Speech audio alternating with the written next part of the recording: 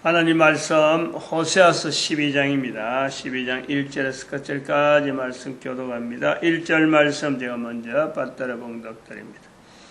에브라임은 바람을 먹으며 동풍을 따라가서 날마다 거짓과 포악을 더하며 아수르와 계약을 맺고 기름을 애굽에 보내도다.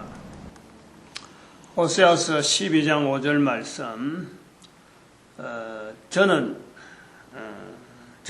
만군의 하나님 여호와시니라. 만군의 하나님 여호와. 호칭 문제. 아마 길어질 것 같아 하는 느낌이 듭니다.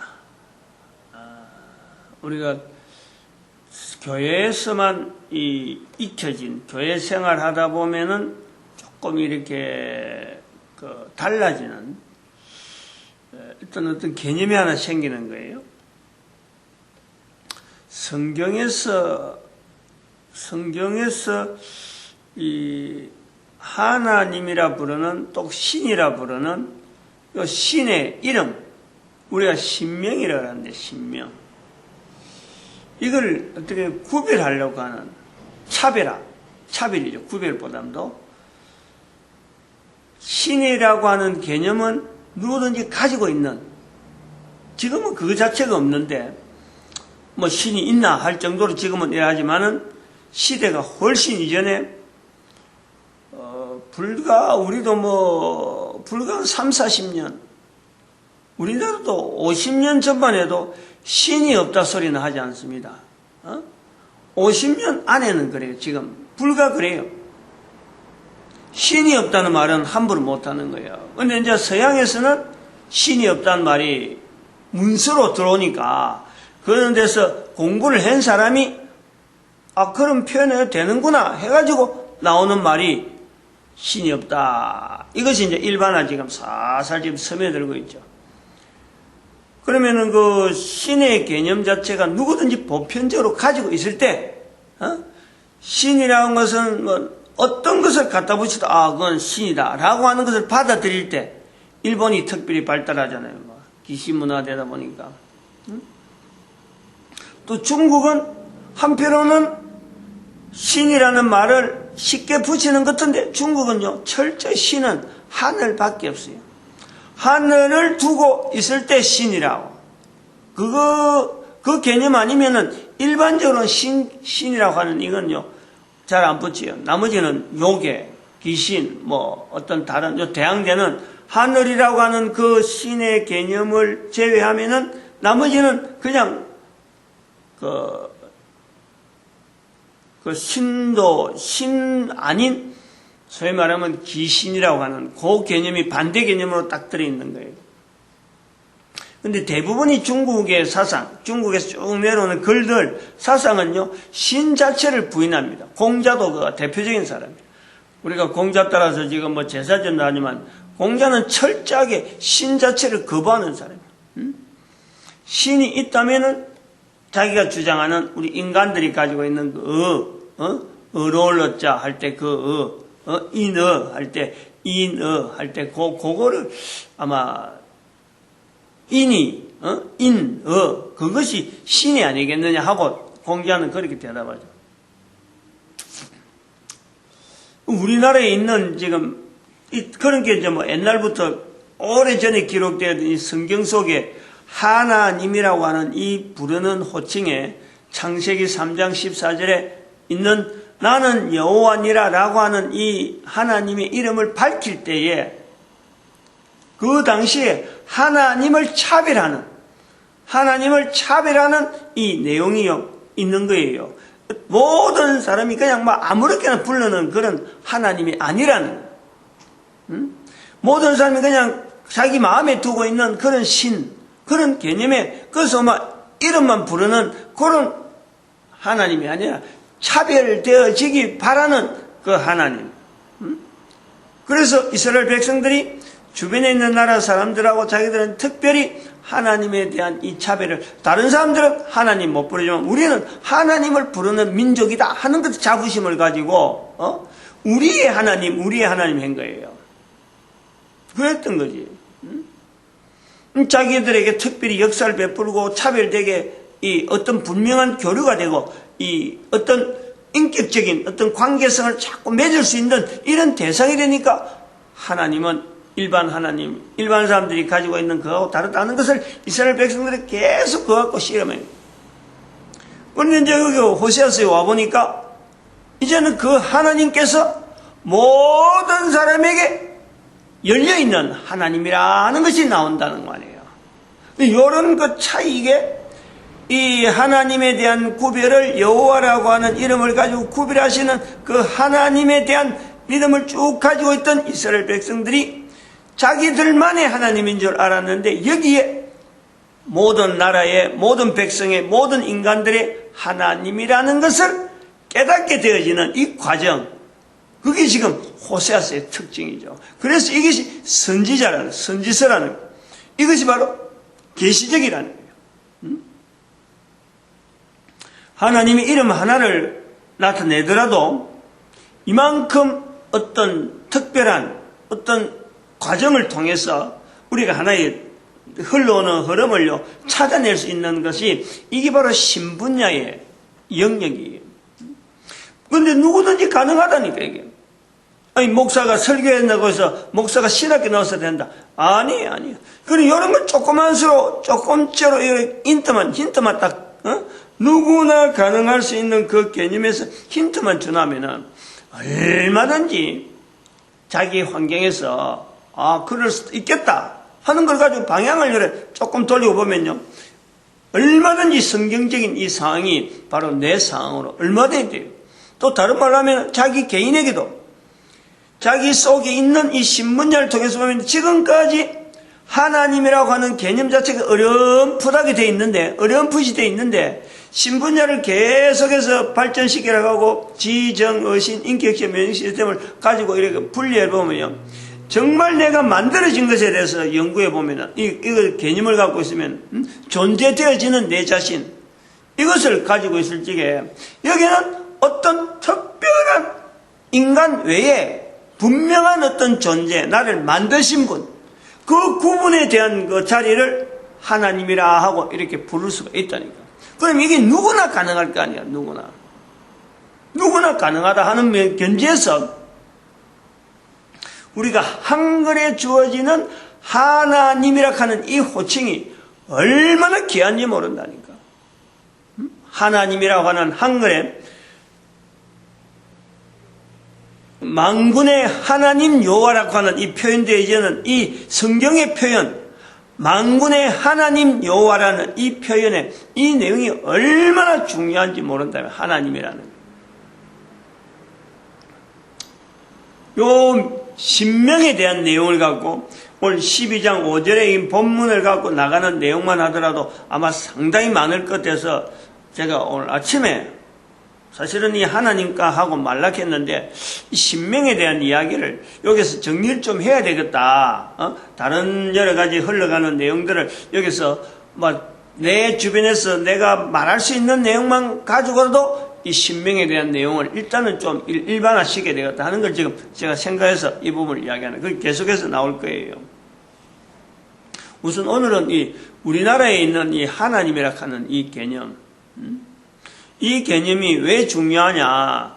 저는 이 대한민국에 있는 한글에 하나님이라 하는 이 말 때문에, 이 표현 때문에 앞으로 전 세계 모든 인류들이 저는 만군의 여호와, 만군의 하나님 여호와라 하는 이 표현이, 만군이라 하는 건 바로 자기 나라를 이야기하면 되니까 각 나라 각 사람, 거기에다가 하나님 여호와라 하는 이 내용은요, 이게 만국의 공통어가 돼야 돼요. 하나님 여호와란 한글로서 하나님 여호와라 하는 거지만은 이 언어가 앞으로 전 세계 만군의 하나님 여호와라 하니까, 그러니까 모든 나라, 모든 민족, 모든 개인, 모든 환경, 모든 시대 다 통틀어서 자기 나라 나에게 하는 그까지는 만군에까지는 다 들어가니까, 그거 들어서 하나님 여호와라 하는 것은 이게 전 세계 공통된 언어, 하나님에 대해서 부르는, 자기를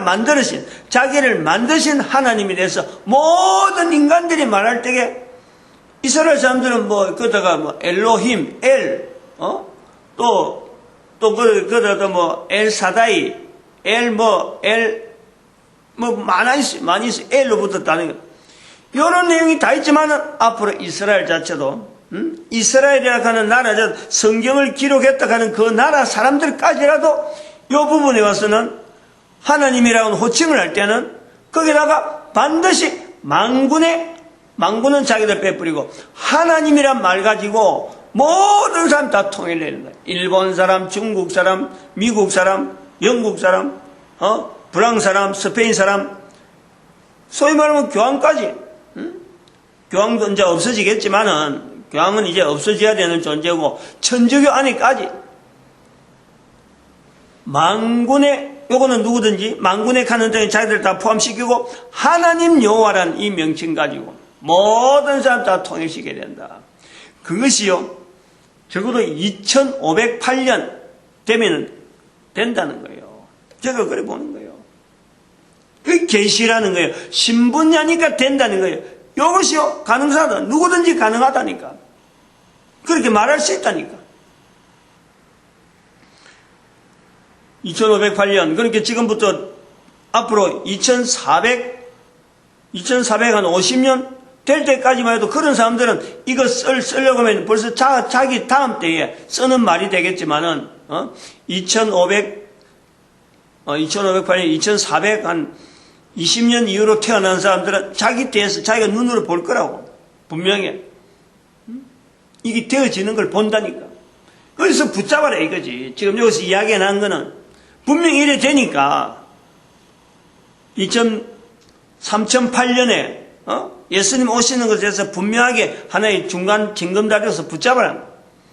한글이 하나님 여호와라 하는 이 언어를 가지고 모든 인류가 동일하게 그 입에서 나오게 되어질 때 그게 2508년 되면 되어지기 때문에 3008년을 기다려라. 3008년. 예수님 오실 때를 분명히 확신하고 기다려라. 그거 지금 남기는 거예요. 이 시간에.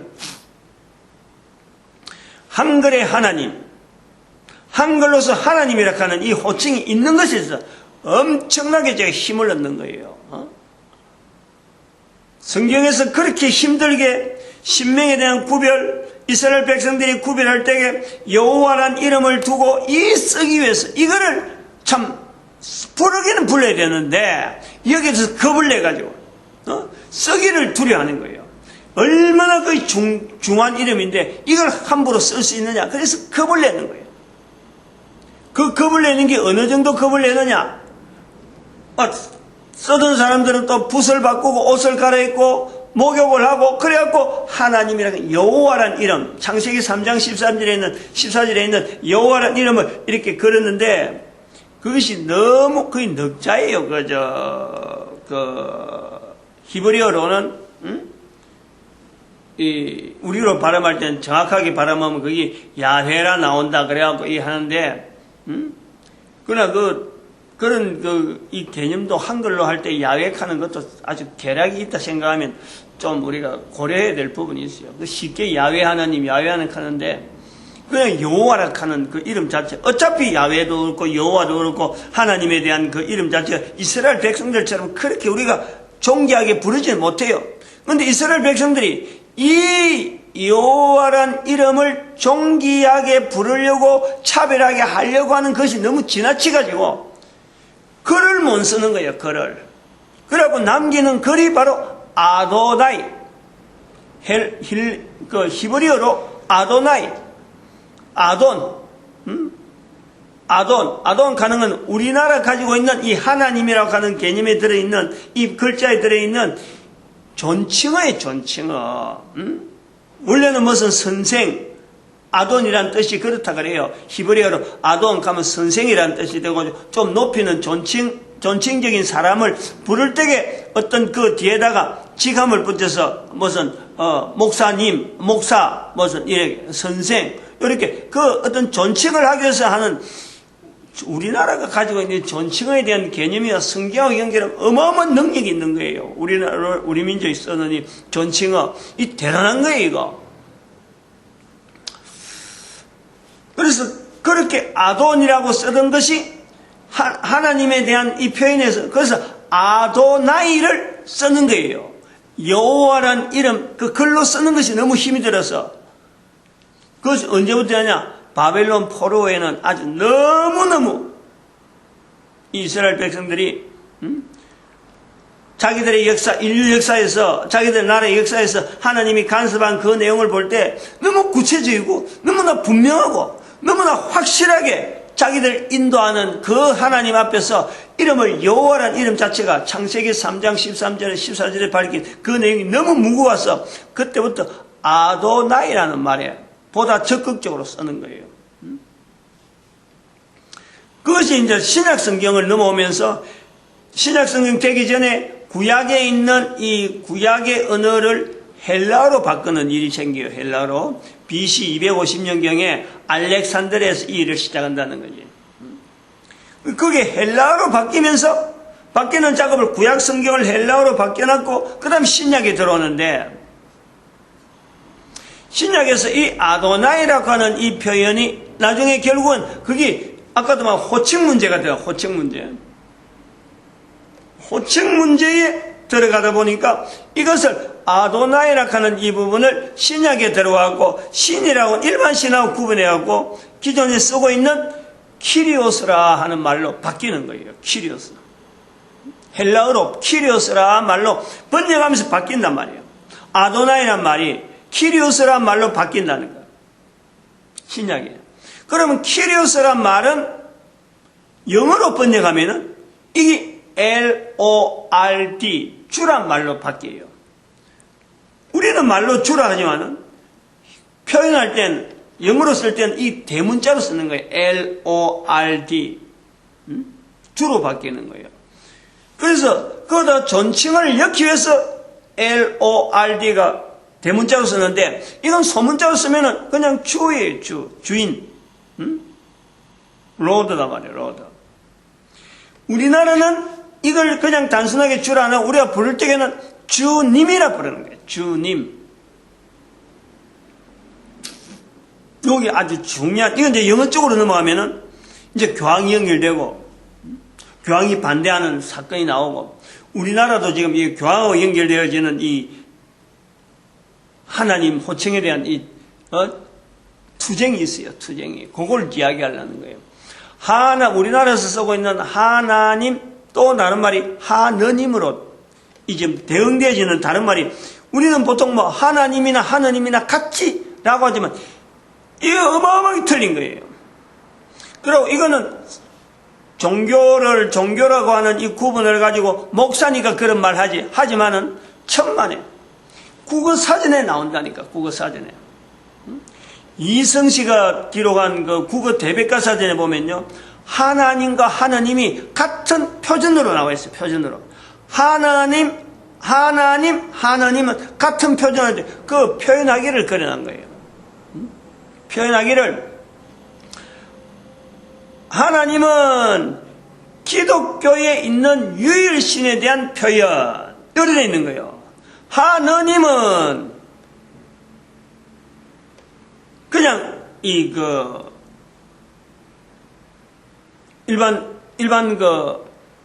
무슨 그냥 잡신이라 하지 아니하고 무슨 우상 하여튼 이거는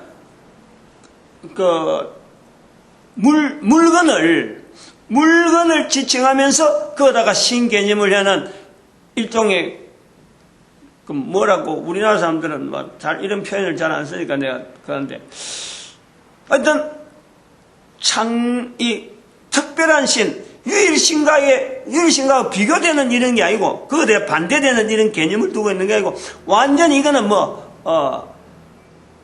불러서 안 되는데 이걸 부르는 그런 쪽으로 그게 하느님이라고 적어놨어요. 그런데 여기 대한민국의 기독교가 잘못한 내용 중에 하나가 바로 이게 성서공에서 이 내용에 대한 구분을 분명히 못하고 교황한테 천주교하고 공동번역을 성경 번역을 할 때 이 신명에 대한 이 부분을요 그냥 믹스시켜 버린 거예요. 그냥 내줬다는 거지. 공동번역하는 그 조건 때문에 성서공회가 가지고 있는 그 고유한 그 성서를 하는데 그 고유한데 가지고 있는 그 근세를 그들하고 꼬마 합병을 시켜버린 거예요. 전체가 성서 공동번역에서 나오는 그 명칭의 신명에 대한 명칭이요. 전체가 하느님이에요, 하느님. 그거는 천주교 교황이 바라던 전략이었단 말이에요. 우리나라 쓰고 있는 하나님이라 하는 이 호칭을 천주교에서는 꾸준하게 하느님이라는 것을 계속해서 주장하는 거예요. 절대 유일의 하나님의 자리에는 교황이 딱 자리하고 있으니까 교황이 성경 위에서 오랫동안에 간섭하였던 성경보다도 더 자기가 높은 자리에 교황이 있는 그것이기 때문에 우리나라 성경에서 있는 하나님이라 하는 이 개념은 교황이 두를 자리가 없는 거예요. 철저하게 하나님이란 그 말씀 한 말씀에 그 표현 하나에 교황의 자리가 없는 거예요. 오늘 끝냅니다. 기도드립니다. 할렐루야. 함께 해주시면